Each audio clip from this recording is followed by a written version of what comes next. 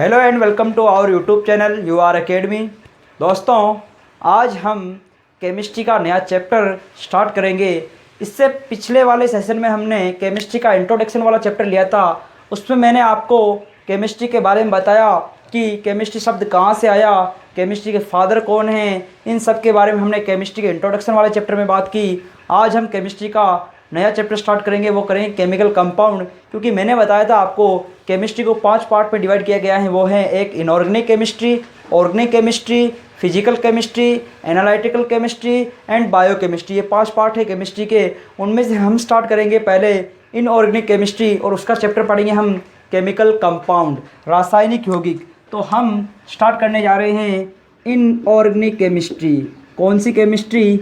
Inorganic chemistry, जिसे हिंदी में बोला जाता है अकार्बनिक रसायन। क्या बोलते हैं? अकार्बनिक रसायन बोला जाता है इसे हिंदी में। अकार्बनिक रसायन जो है, इनऑर्गेनिक जो केमिस्ट्री है, उसमें हम किस किस के बारे में स्टडी करते हैं? इनऑर्गेनिक केमिस्ट्री में हम किस किस के बारे में स्टडी करते हैं? इसमें हम मेटल के बारे में, नॉन मेटल के बारे में, धातु के बारे में, अधातु के बारे में, इसमें हम स्टडी करते हैं और के बारे में, और जिसे बोलते हैं हम अयस्क। इसमें स्टडी करते हैं हम एलॉय के बारे में, मिश्र धातु जिसे अपन बोलते हैं मिश्र धातु, इनके बारे में स्टडी की जाती है। किसमें? इनऑर्गेनिक केमिस्ट्री में। ओके, अब हम इसमें जो चैप्टर स्टार्ट करने जा रहे हैं वो स्टार्ट करेंगे हम केमिकल कंपाउंड। कौन सा चैप्टर स्टार्ट करेंगे? Chemical compound. केमिकल कंपाउंड जो है, इसे हम हिंदी में बोलते हैं रासायनिक यौगिक। क्या बोलते हैं? रासायनिक यौगिक इसे हिंदी में बोला जाता है। ये हमारा आज का चैप्टर होगा। और इस चैप्टर की बात करें तो इसमें हमारा जो पहला टॉपिक है वो है पीएच स्केल। कौन सा है? PH scale.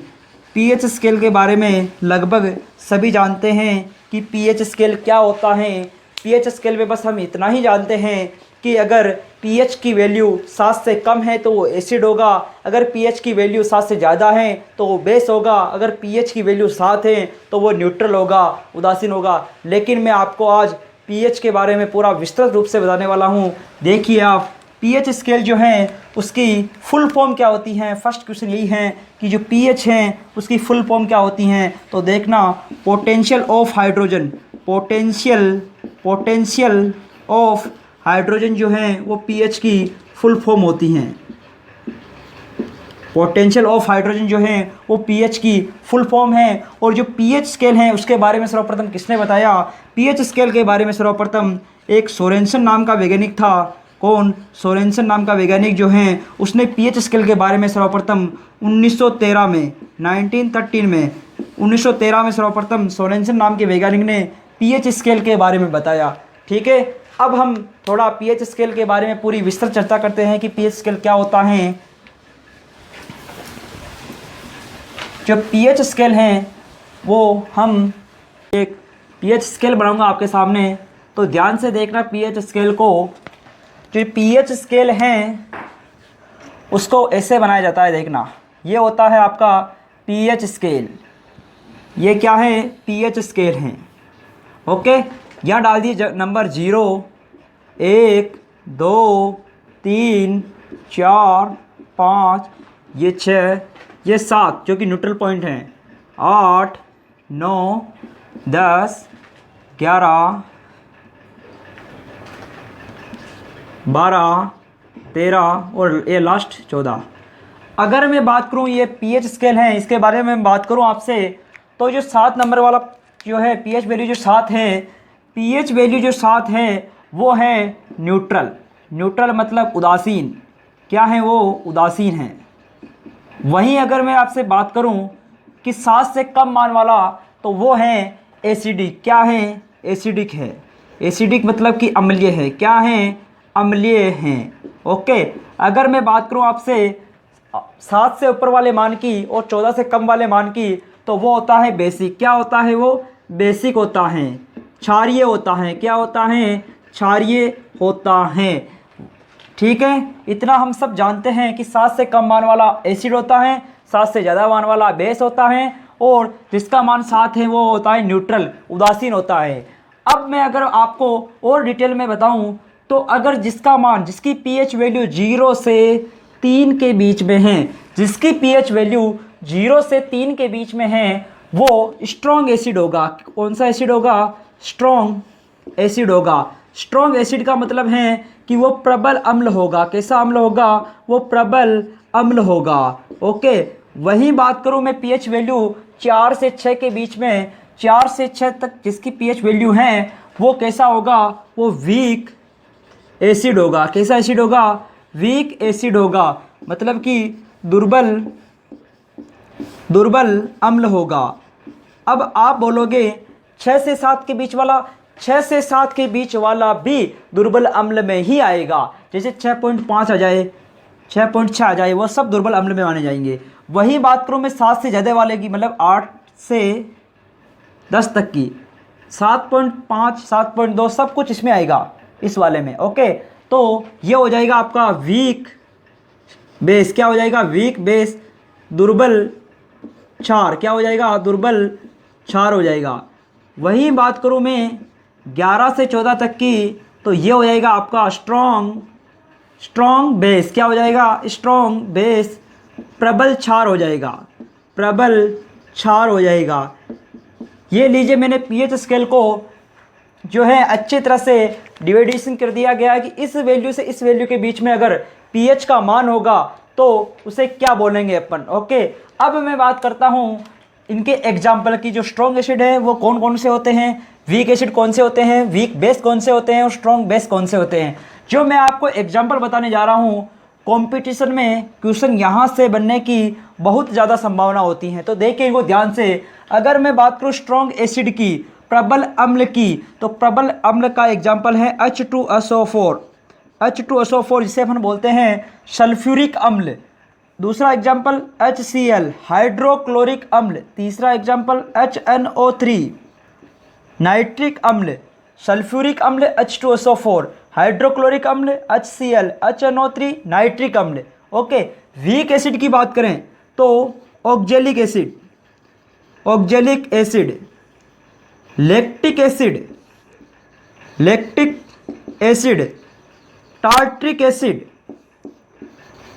टार्ट्रिक एसिड, ये हो गए वीक एसिड हो चुके।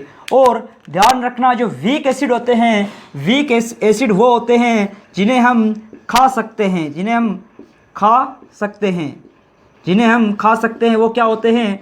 वो होते हैं वीक एसिड। ओके, अब बात करें अब वीक बेस की। अगर मैं बात करूं वीक बेस की, तो जो वीक बेस है उसका एग्जांपल है MgOH का whole twice, milk of magnesia से बोलते हैं अपन। क्या बोलते हैं इसे?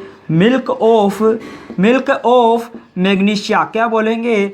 मिल्क ऑफ मैग्नीशिया, MgOH का होल ट्वाइस को बोला जाता है, जो कि एक वीक बेस है। क्या है? वीक बेस है। वही बात करूँ मैं स्ट्रॉन्ग बेस की, तो NaOH सोडियम हाइड्रोक्साइड और KOH पोटेशियम हाइड्रोक्साइड दोनों ही स्ट्रॉन्ग बेस माने जाते हैं, प्रबल क्षार माने जाते हैं। इनसे आपके कॉम्पिटिटिव एग्जाम में बहुत ज़्यादा क्वेश्चन बनने की संभावना होती है। ये सारणी पीएच स्केल के लिए बहुत ही इंपॉर्टेंट है दोस्तों।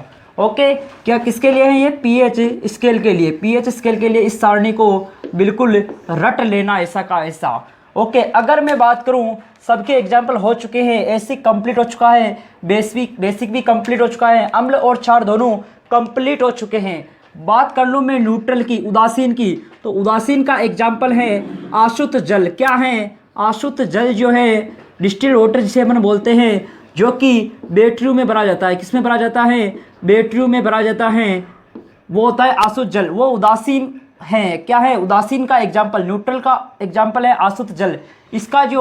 इसमें जो आशुत जल जो होता है, इसमें H+ आयन और OH- आयन दोनों ही इक्वल होते हैं। क्या होते हैं? इसमें H+ आयन बराबर होते हैं OH- आयन के। मैं आपको यहाँ एक बात और बता दूँ कि जो एसिड होते हैं, अम्ल जो होते हैं, वो जल से क्रिया करते हैं और H+ आयन या H3O+ आयन देते हैं, हाइड्रोजन आयन या हाइड्रोनियम आयन देते हैं। ओके, वही बात करूँ मैं बेस की, क्षार की, तो क्षार जो होते हैं जल से क्रिया करके OH- आयन देते हैं, हाइड्रोक्सिल आयन देते हैं। ये हुआ आपका पूरा पीएच स्केल कंप्लीट। ओके, दोस्तों अब हम चलते हैं नेक्स्ट टॉपिक पे। इसको ऐसा का ऐसा बना लीजिए, बहुत ही इंपॉर्टेंट है ये पीएच स्केल।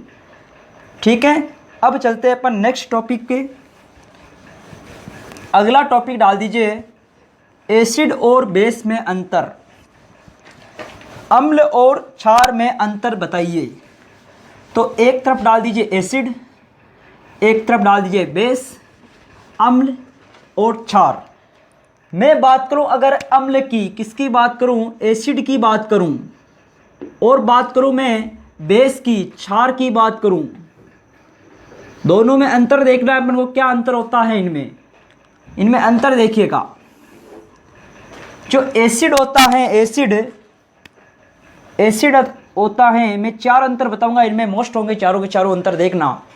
एसिड जो होता है वो किससे मिलकर बना है, एसिड जो है एसिडस शब्द से मिलकर बना है। किससे मिलकर बना है, एसिडस शब्द से मिलकर बना है एसिड, जिसका जो अर्थ होता है एसिडस का वो होता है श्योर। कैसा होता है, श्योर टाइप का इसका अर्थ होता है, जिसे हम बोलते हैं हिंदी में खट्टा। मतलब कि हम कह सकते हैं जो एसिड होते हैं, अम्ल होते हैं, वो स्वाद में कैसे होते हैं, खट्टे होते हैं। वही बात करूँ मैं बेस की, जो बेस होता है वो स्वाद में बीटर टाइप का होता है। कैसा होता है, बीटर टाइप का, मतलब कि कड़वा होता है, कड़वे होते हैं क्या, बेस। अगर सेकंड पॉइंट की बात करूँ मैं एसिड में, एसिड में अगर मैं सेकंड पॉइंट की बात करूँ तो जो एसिड होते हैं उनकी जो पीएच वैल्यू होती है वो लेस देन 7 होती है। कितनी होती हैं, लेस देन 7, मतलब कि 7 से कम की बात करें पीएच वैल्यू की तो वो एसिड में माना जाता है। अगर वहीं मैं बेस की बात करूं तो बेस की जो पीएच वैल्यू होती हैं वो होती हैं more than 7, but less than 14। मतलब कि जो बेस होते हैं क्षार, उनकी जो पीएच वैल्यू होती हैं वो 7 से तो ज़्यादा होती हैं लेकिन 14 से कम होती हैं। More than 7 but less than 14। वहीं एसिड की बात करें तो इनकी जो पीएच वैल्यू होती हैं वो लेस देन 7 मतलब 7 से कम होती हैं। ओके, अब चलता हूँ मैं नेक्स्ट पॉइंट पर। अगर बात करें एसिड की तो जो एसिड होते हैं वो वाटर से क्रिया करके, जल से क्रिया करके H प्लस आयन या OH माइनस आयन देते हैं।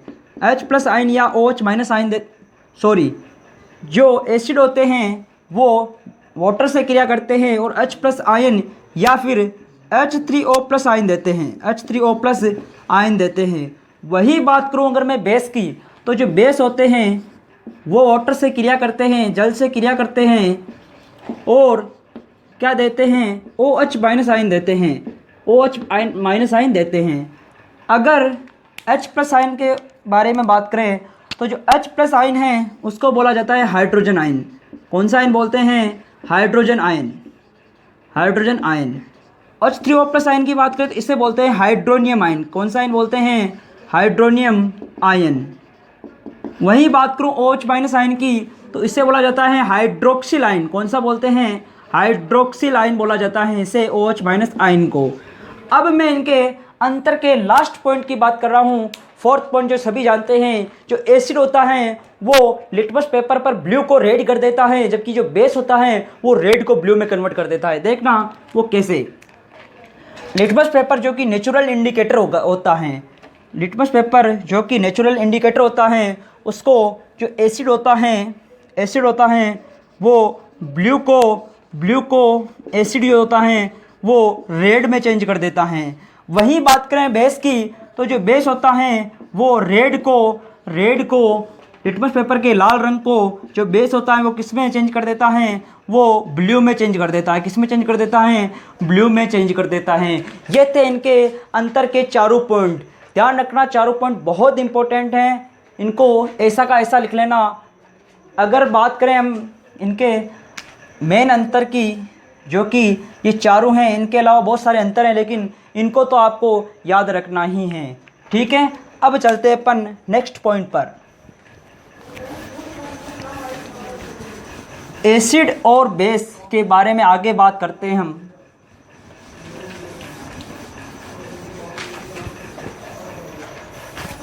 आप लिखेंगे स्टार बना के एसिड एंड बेस। क्या लिखेंगे? Acid and base. Acid and base. Acid and base जो होते हैं, अम्ल और क्षार जो होते हैं वो क्या होते हैं? देखना, अम्ल और क्षार जो होते हैं वो गुड कंडक्टर ऑफ इलेक्ट्रिसिटी होते हैं। क्या होते हैं? Good conductor of electricity. Good conductor of electricity होते हैं। क्या होते हैं? Good conductor of electricity. मतलब कि वो विद्युत के अच्छे चालक होते हैं। क्या होते हैं? विद्युत के अच्छे चालक होते हैं। विद्युत के अच्छे चालक होने का मतलब इनमें फ्री इलेक्ट्रॉन्स प्रेजेंट होते हैं। क्या होते हैं? फ्री इलेक्ट्रॉन्स प्रेजेंट होते हैं। मतलब कि मुक्त इलेक्ट्रॉन प्रेजेंट होते हैं। इनमें क्या होते हैं? मुक्त इलेक्ट्रॉन प्रेजेंट होते हैं इनमें। ठीक है, एसिड एंड बेस में। इस कारण कहते हैं कि ये गुड कंडक्टर ऑफ इलेक्ट्रिसिटी होते हैं, विद्युत के अच्छे चालक माने जाते हैं एसिड एंड बेस। एक पॉइंट और है इनमें, जो एसिड एंड बेस होते हैं वो इलेक्ट्रोलाइट होते हैं, विद्युत अपघट्य होते हैं। क्या होते हैं? यह इलेक्ट्रोलाइट होते हैं। इलेक्ट्रोलाइट होते हैं। इलेक्ट्रोलाइट का मतलब ये होते हैं विद्युत अपघट्य होते हैं। क्या होते हैं? विद्युत अपघट्य। अब आप कहोगे सर ये विद्युत अपघट्य क्या होता है? विद्युत अपघट्य क्या होता है? तो जानिए विद्युत अपघट्य के बारे में, इलेक्ट्रोलाइट के बारे में कि इलेक्ट्रोलाइट क्या होता है। इलेक्ट्रोलाइट क्या होता है? किसी तरल पदार्थ में विद्युत द्वारा प्रवाहित की जाती है तो उसे ही इलेक्ट्रोलाइट बोला जाता है। क्या बोला जाता है? कि किसी तरल पदार्थ में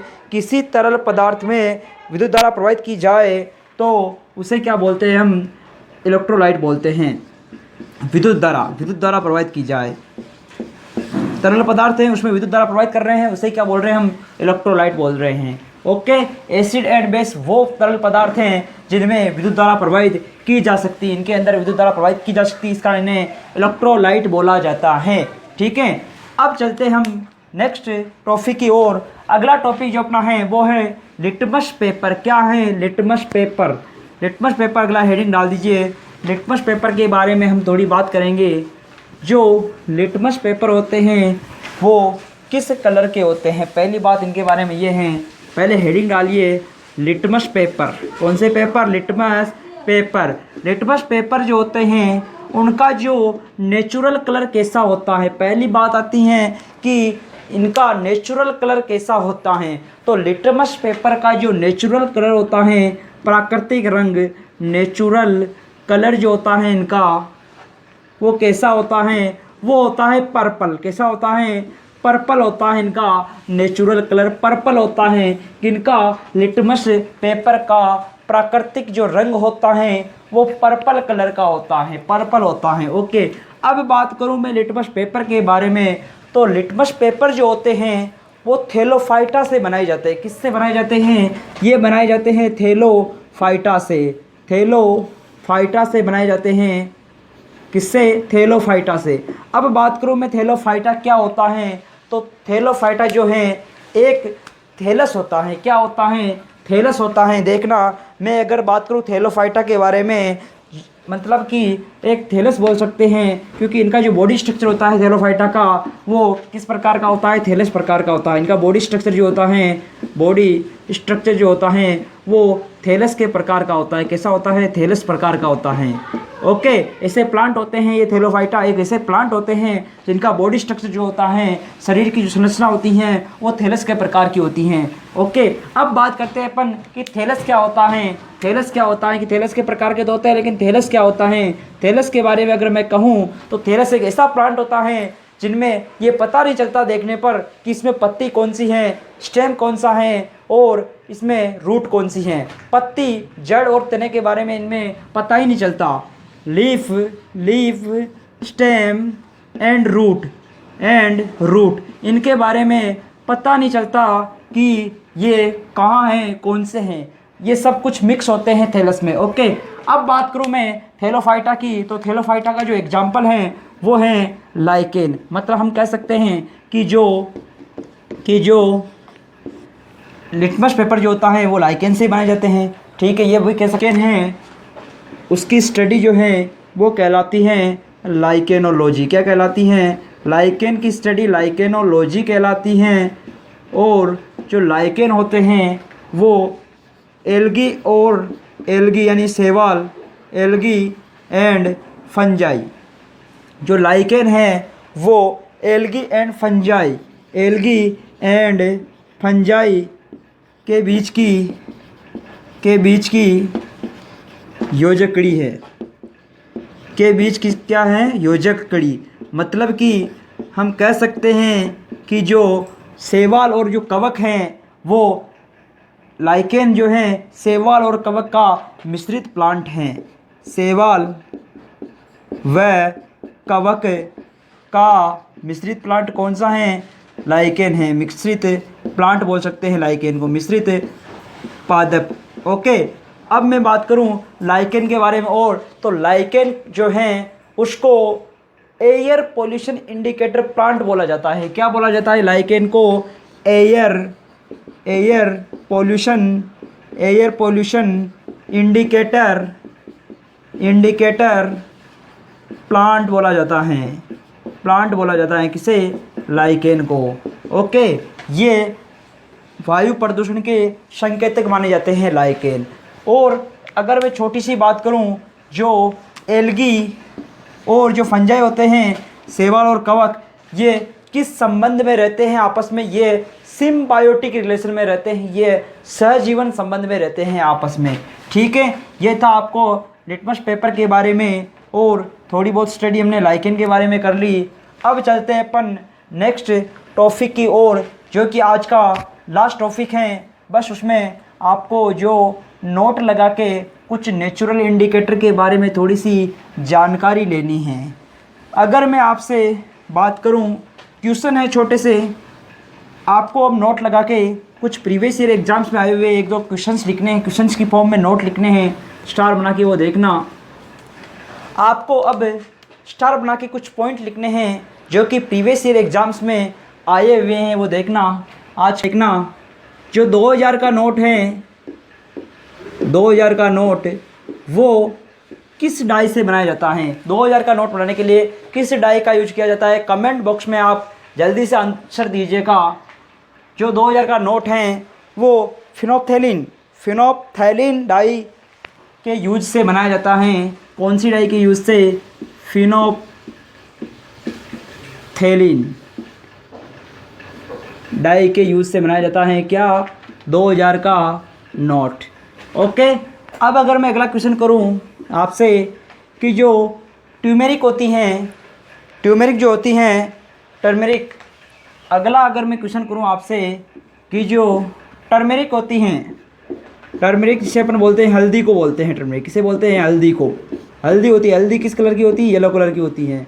हल्दी में अगर एसिड मिला दी जाए तो कौन सा कलर प्राप्त होता है? तो ध्यान रखना, हल्दी में अगर एसिड मिला दें तो जो कलर प्राप्त होता है वो येलो ही प्राप्त होता है।